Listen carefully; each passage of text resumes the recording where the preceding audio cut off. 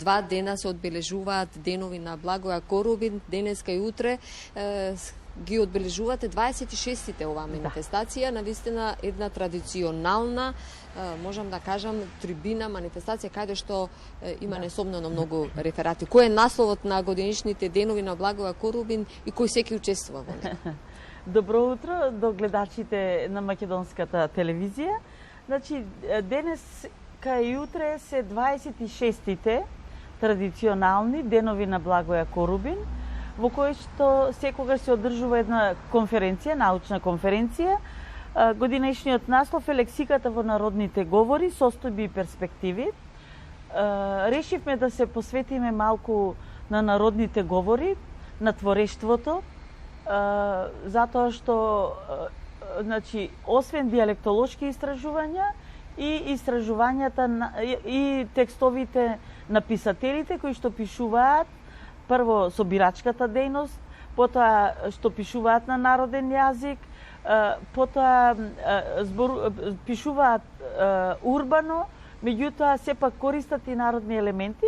На овој начин ние целосно го покриваме, да речеме, разговорниот јазик, народниот јазик и на тој начин даваме влог наш придонес и во проектот што го имаме, што го работи Институтот за македонски јазик, лексиката во македонската народна проза.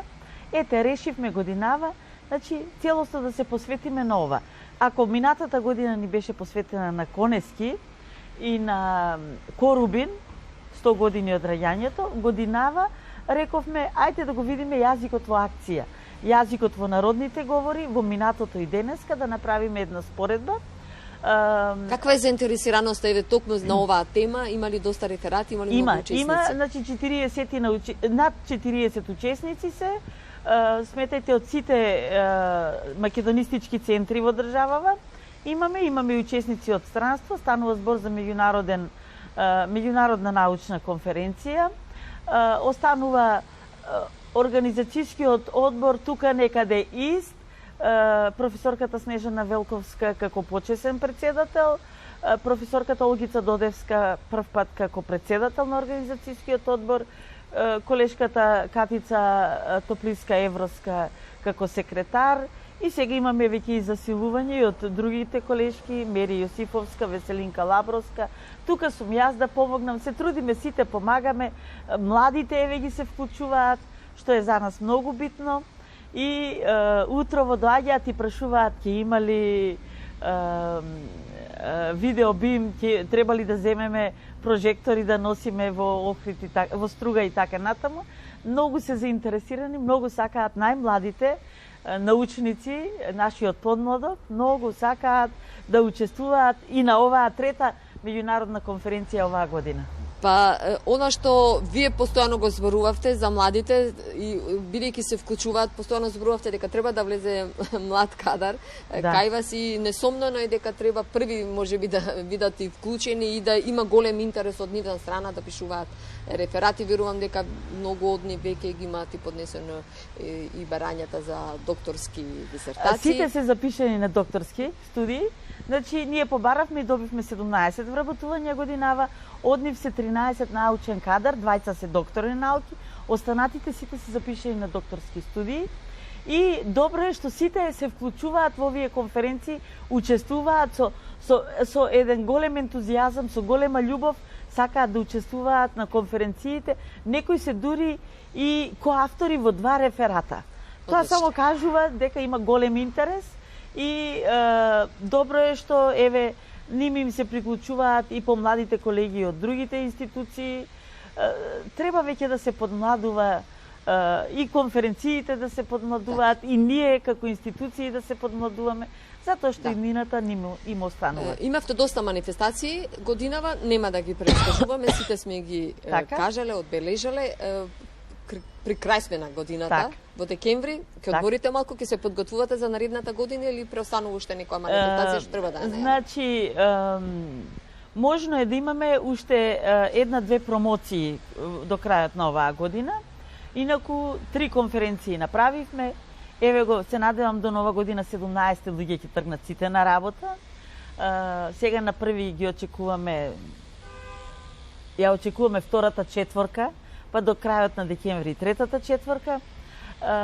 Се трудиме во овие услови на економска и секаква друга криза, нели и така натаму, во време кога се многу тешки условите за работење, ние се трудиме нашите манифестации да се одржуваат.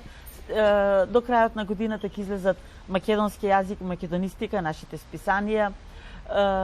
Уште некој зборник очекуваме да излезе. Тоа се институтски изданија. Се институтски изданија, потоа автори на книги, колегите мои и така натаму. Значи, тоа е една редовна активност. Економска криза е, меѓутоа научната мисла мора да има континуитет, мора да работите, затоа што несомнено е потребно не само за државата, за македонскиот јазик, за македонистиката, воопшто за Така е. Не ги редиме са сите поднауки кои што спаѓаат. Знаете, оваа година ни се случува два пати за еден месец, отприлика, месец и пол, да бидеме поканети на одбележувањата, значајни одбележувања на институтите, конкретно прво за словенечки јазик.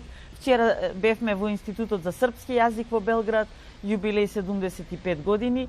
Веќе се договоривме, тие ќе ни дојдат следната година.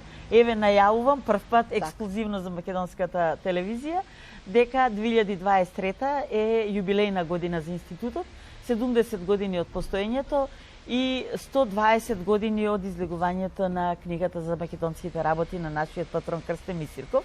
Така што веќе подготовките се во тој правец. Натаму размислуваме што ќе се случува од јануари натаму. Оваа година ја привршуваме, 3 меѓународни конференции имаме зад нас, Рацинови, па отворените денови, па оваа сега и така. Така, во теке, затоа и сме тука да ги најавиме деновите на Благоја Корубин. Успешна работа, несомнено ќе ви честитам за оваа плодна, можам да кажам, 2022. Не верувам дека помалку плодна ќе биде 2023. Меѓутоа, секогаш кога треба да се работи за јазикот, за пишаниот збор, несомнено дека тоа е еден непресушен извор. Така е.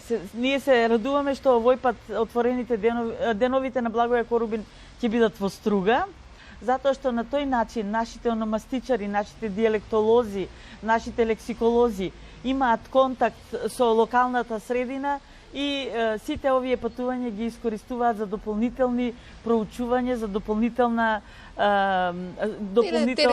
теренски истражувања, да. Ви благодарам за учеството во утринската програма на Македонската телевизија. Јас ви благодарам за вашата грижа за нашиот институт и за македонскиот јазик.